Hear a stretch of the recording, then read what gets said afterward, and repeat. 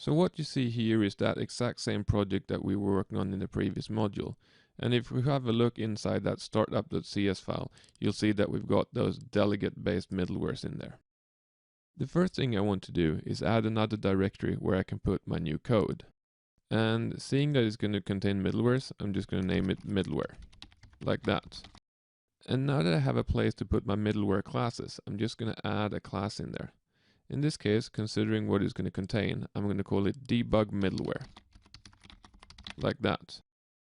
So now I've got everything I need to get started with my conversion. However, before I do that, I just want to mention that if you have a look around on the internet for samples on how to build OWIN middlewares, you're going to see a lot of places where people inherit from a base class called OWIN middleware. This is a base class that comes out of Project Katana that is supposed to help you in the process of building a middleware. The problem with this class is that it's actually Katana specific, so any middleware inheriting from that won't work in any other OWIN implementation than Project Katana. So because of that, I'm going to skip that inheritance and instead just go ahead and declare that app func that I showed you in the first module. You don't really have to declare the app func like this, but it just makes it a little bit easier than having to write func of this and that every time you need to use it.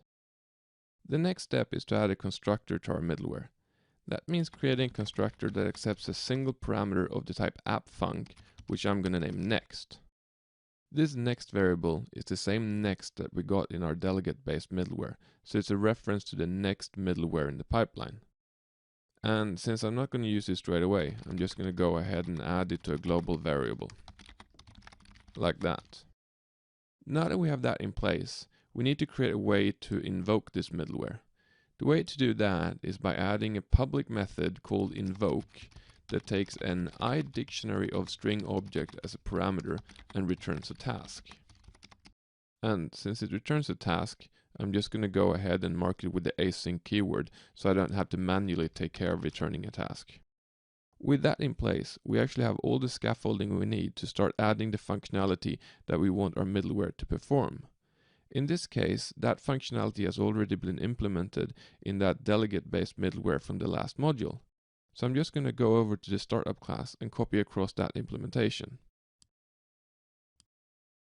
Like that. But I need to fix a couple of things with that code. First of all, I need to get a using statement for the system.diagnostics namespace to get the debug class to work. And then the next variable has actually been renamed to _next. And on top of that, it's now an app func, so it expects me to pass the environment dictionary. So I'm just going to go ahead and do that as well.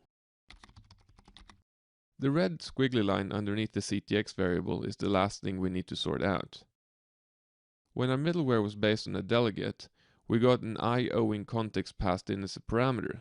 Now we're getting an environment dictionary instead. Luckily, it's very easy to convert an environment dictionary into an OWIN context. All we need to do is new up a new instance of OWIN context and pass in the dictionary.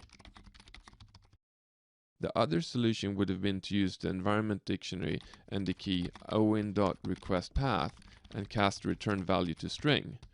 But there's no downside to using the OWIN context and it's easier, so that's what I'm going to be doing. The next thing we need to do is head over to the startup class and make sure that we're using the debug middleware that we just created. First off, I'm going to remove the old implementation, and then I'm going to use the generic version of the use method and pass in debug middleware as the generic parameter. Now that that's in place, the debug middleware should be registered in the pipeline. So let's just press F5 and see what happens. So we get hello world back as expected. However, the important part is actually whether or not the debug middleware has been registered in the pipeline and executed properly. So let's head back to Visual Studio and see if it has. Well, if we look at the debug output, we actually do see the incoming request : and the outgoing request : So the debug middleware has obviously been invoked as it should. So let's just kill the browser and end the debugging session for now. So that's actually part 1 of building a middleware out of the way.